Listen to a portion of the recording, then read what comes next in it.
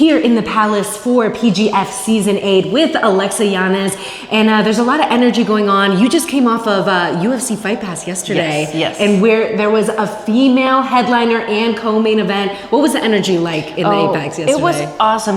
Multiple female events also, of course, you know, just to have a card with that many female people. And it was just a high caliber, exciting situation, and just to be able to carry the card. And it's a fast pace. They get the job done. All the matches I feel are so high level that it's such a good energy, and it's so exciting. And there's always something going on here in Vegas, and so many events that it's just like back to back to back. And it's always fun to see, okay, now this event's going to be this event's going to be this. So there's always something going on. But the UFC Invitational is always a nice match, especially in the Apex itself. It brings a certain type of energy.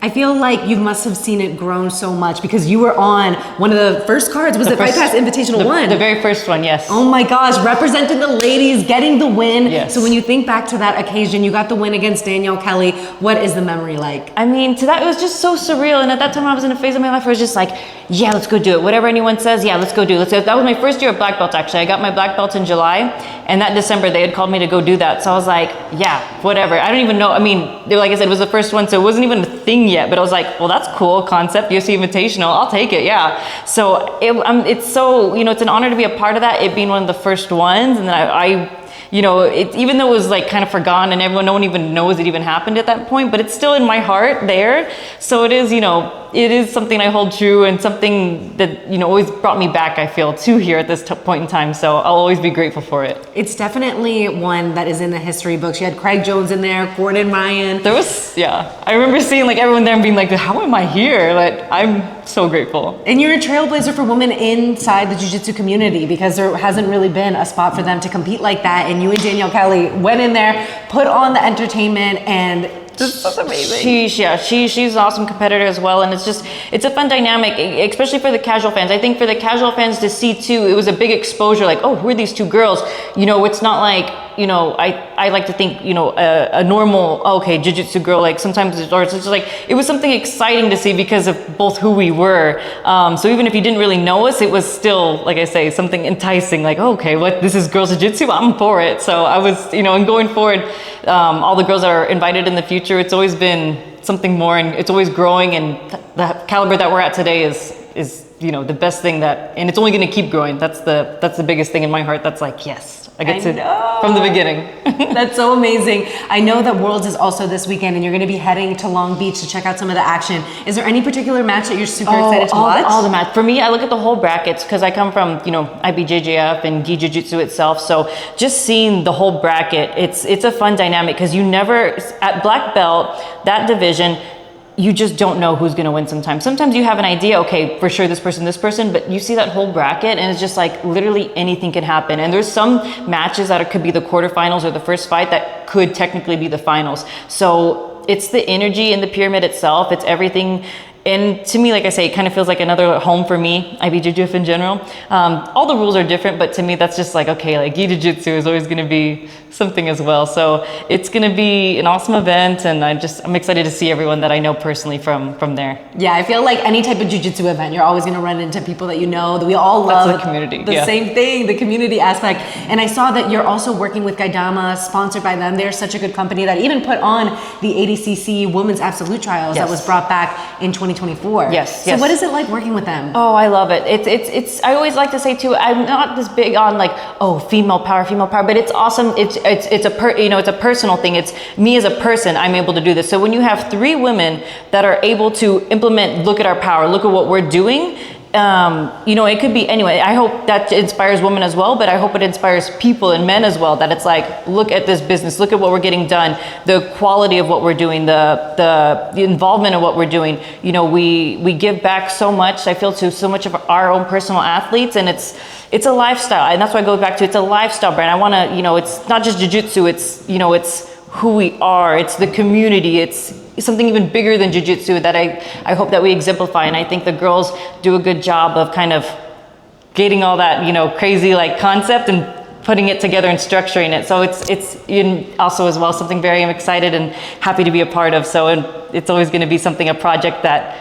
always associated with jiu-jitsu in the end. That is why I'm here, of course. And it's definitely a place where you can get some cute rash guards. So I'm like, oh shoot, I might have to get some of those. But Jet Thompson and JJ Bowers, they're also sponsored by them. So I feel like they're picking their athletes wisely. Oh, definitely, definitely. Especially in the no-gi aspect as well. I mean, you're always going to be able to convey gi and no-gi. But the no-gi stuff as well, it goes even beyond no-gi and grappling. I think of, athleticism in general, working out in general. It's high quality stuff, and then too, it's high quality athletes, and it's people too who genuinely love jiu-jitsu. You see the athletes, and I hope that who we represent conveys our integrity and what we as a brand like to exemplify. This is our jiu-jitsu, this is our lifestyle brand. You look at certain people and you're like, yeah, they are jiu-jitsu. So that is something that we always want to try to showcase and try to promote and from the heart be a part of as well. So awesome. And I know for this upcoming PGF, we're gonna have a few different women's super fights. Is there anything in particular with this PGF season that you're really looking forward to? I mean, just the whole thing itself, the fact that it's going to be a week to week thing, that the fact that it's going to be so drawn out, it's going to feel like, you look forward to your favorite show like every once a week when it drops. It's literally going to be like that every week. So that's the exciting part. And then it's like an event too. So if you're local here in Vegas and you get to be a part of it, you have something to look forward to and go do that. For me, it's going to be like, oh, that Wednesday, I'm down. I'm there. So it is fun. And it is like just the aspect of the fights, the innovative rule set, the innovative way that the teams are being organized. That's what we need. Sometimes it's like, oh, well, this promotion's doing this promotion doing this. There's no right or wrong. We're all going to help each other grow.